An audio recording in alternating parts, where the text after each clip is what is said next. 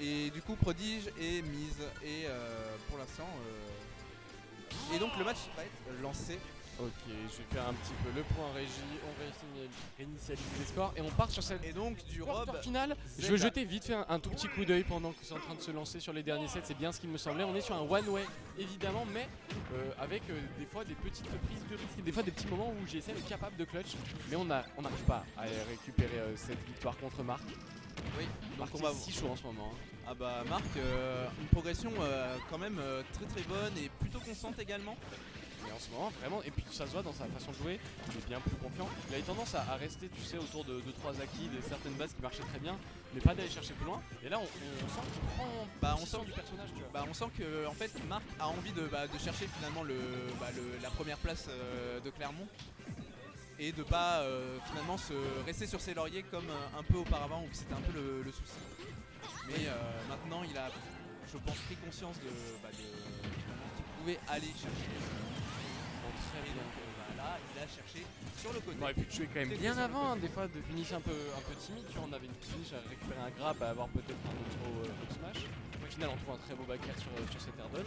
Oh là là, on met la pression, on est très fort sur ces moments. Il est vraiment costaud au sol, hein, parce que Rob déjà il a les outils pour, et Marc a cette habitude vraiment de te mettre ta pression et d'attendre juste que tu fasses l'erreur et de continuer à rester au sol, à mettre la pression comme ça et pas s'en aller tout de suite.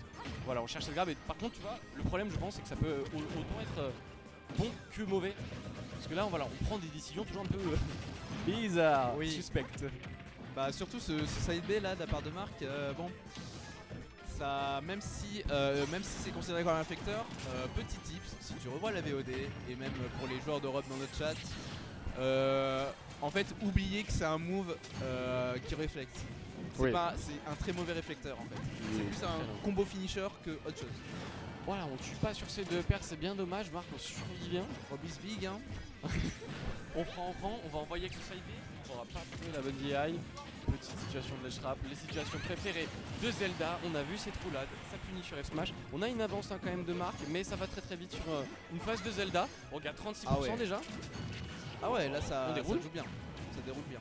Et c'est dommage, ce que je trouve un peu dommage, c'est que souvent GSM a les bonnes idées, mais je pense qu'il est un peu pas trop loin, tu vois, sur son ledge trap. Et du coup, il peut pas forcément réagir à des options comme une énorme. Oh, le sniper avec le side B. Marc a un peu dormi sur sa situation. GSM qui arrive à pas se faire intercepter sur le down throw, qui arrive à trouver un flash kick également. Là, on a quand même GSM qui change bien. complètement le rythme du match. Oh, ça tue. Non, ça tue pas. Très bonne DI, ok. On s'en Ça sort tue- 146. ça tue pas sur le terrain. Moi j'aime bien, on a Len de façon vraiment confiante. Ça tuera par contre, mais on a pu prendre 35%, on a pu prendre surtout, on a pu montrer à Marc qu'on était capable de mettre la pression et de prendre un petit peu le lead dans ce set. C'est le début, donc première game forcément, on va chauffer un petit peu, on va regarder, on va essayer de trouver des petites habitudes sur lesquelles exploiter. Et là pas mal ce genre de situation, attention à pas appuyer trop vite en désavantage de GSM, ça pourrait te coûter très cher. Oui, actuellement on a donc GSM qui est un peu en galère là au LED là, c'est compliqué, ça tente un peu des comebacks sur le stage un peu offensifs. Et Marc pour l'instant il va bien les intercepter, là il a pas bien intercepté parce que c'est un multi-hit, et multi-hit dans le shield ça peut être ambigu. J'aime bien, faut remonter mais... Marc là, il était pas du... Il savait qu'il cherchait un petit mix-up. Bah là GSM en fait ce qu'il aurait pu faire c'est vraiment plus se laisser tomber parce que là Marc était sur le timing 1 de la prise de l'edge. Et sachant que Zelda a une très bonne distance de recovery, en plus d'avoir une hitbox très forte sur la fin de la recovery, il aurait pu se permettre de tomber un peu plus. C'est ça qui est dommage, c'est qu'on avait les bonnes idées, mais comme tu parlais d'option 1, de timing 1, et c'est vraiment ce que j'ai l'impression qui a été le mot d'ordre en désavantage des deux côtés. C'est on se repose un peu trop sur ces gains de neutral, on va dire d'un côté, ces wins de neutral pour Marc, ces phases d'avantage pour GSM, tout en délaissant un petit peu ces phases où on pourrait mourir très rapidement parce qu'on a deux personnages qui prennent des stocks à des vitesses hallucinantes. Oui, surtout pour le cas de Zelda, enfin Rob c'est surtout à 0 et Zelda c'est tout le temps. C'est pas genre une super bonne map de Zelda Smashville, on m'a dit dernièrement. C'est une très bonne map, mais il faut voir en fait comment JSM utilise le chevalier finalement. Ouais. Parce que c'est une très bonne map parce qu'il y a le chevalier. Mais étant donné que Rob a quand même un semblant de réflecteur, ça peut être dangereux de tenter un chevalier. trop lag et là on a vraiment pris le lead dans ce début de game. On a 121% qui ont été trouvés assez facilement sur une seule phase d'avantage. J'ai essayé de faire prendre un petit peu le poil de la bête et à chaque fois c'est des situations de reverse. On ne se laisse pas vraiment le temps de respirer, de penser. C'est vraiment, on y va très rapidement. Peut-être même un peu trop, tu vois. Peut-être même un peu trop, c'est ça qui est Là, dommage. ça a encore une interception de timing 1, je dirais, pour le chat. Pour une option 1, donc c'est une option, c'est-à-dire qui va être la plus évidente à faire en fait, au timing au plus évident. C'est ça qu'on appelle une option finalement. Généralement tu cherches à couvrir et c'est pour ça que généralement tu te sens un peu bête quand t'es on va dire un peu à bas niveau quand tu joues contre quelqu'un d'expérimenté. C'est que t'as l'impression qu'il sait tout ce que tu vas faire mais en fait la plupart des gens le font en fait. C'est juste qu'ils couvrent quelque chose que énormément de gens le font. Et Smash qui récupère un petit peu derrière, on est énorme du côté de Rob. Ça permet de récupérer cette stock sans donner trop d'avance à notre bon Marc. Et GSM qui s'est fait intercepter par la toupie, mais elle est pas dans le bon sens la toupie. Donc on avait Marc qui essayait quand même de couvrir la roll, donc c'était plutôt bien vu de sa part. Là nous avons donc encore une situation de dash trap. Marc qui garde bien le centre du terrain, il s'est pris que 4% sur le flash kick parce que c'était pas le bon. Finalement GSM arrive à retrouver du heal, et est-ce qu'il se fait intercepter par le up air? Non finalement. Et là nous avons finalement les deux, encore GSM finalement qui est un peu en désavantage Et c'est compliqué, on reste longtemps en désavantage du côté de JSM. À chaque fois on se fait gratter des pourcentages assez et on va dire que évidents. je pense qu'il est pas assez confiant dans sa manière de jouer des avantages, donc c'est un peu tombé gratuitement. C'est ce qu'il faut en fait dans le désavantage. Le but, dites-vous, c'est avant tout que l'adversaire ne puisse pas réagir à ce que vous faites. C'est le mot d'ordre. C'est pas tellement être lent ou rapide, c'est que l'adversaire ne puisse pas vous taper dès que vous êtes les pieds sur terre. Avant d'avoir les pieds sur terre. Un petit point également, oh là là, on récupère à chaque fois ces donneurs, on les sent, on a une hitbox généreuse et on connaît le timing. J'aime beaucoup cette phase avec un simple lancer toupie qui va sur 33%, qui va assurer une avance évidente à notre bon Rob. Oh, on a les autres, tu vois, on connaît un petit peu le match-up, attention à pas non plus prendre trop la confiance. J'aime énormément ce que fait Marc généralement quand il mix up, mais j'aime beaucoup moins ce qu'il fait quand il veut simplement approcher de façon straightforward, tu vois. Effectivement. Pour l'instant, ouais, là, c'est un peu la galère pour GSM, même si là, il arrive à trouver un ledge trap et une très mauvaise DI de la part de notre ami Marc. Mais c'est pas grave, il a encore une stock toute fraîche.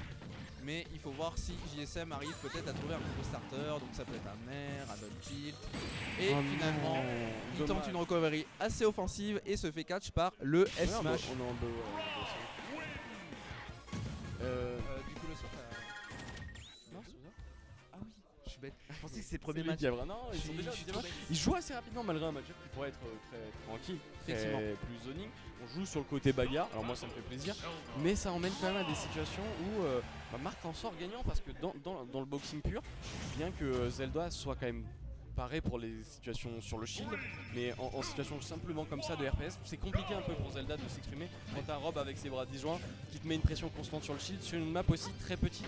On disait ça peut être une très bonne map pour Zelda, mais j'ai l'impression peut-être pas forcément avec le playstyle de JSM. Oui, JSM qui veut pas trop appuyer sur Dunbay finalement, alors que Dunbay vraiment là ça peut vraiment conditionner des choses, ça peut vraiment bien couvrir le terrain devant soi, et étant donné que c'est un petit stage, ça peut faire reculer Rob très facilement, et donc finalement tu peux vraiment trouver des situations très intéressantes en corner. Ah mais là ils sont en free play, regarde, ils sont là à fond en train d'appuyer, ils ont vraiment envie, je pense qu'ils ont envie soit d'annihilation, soit de finir vite parce qu'on capte le deuxième saut avec un laser haut.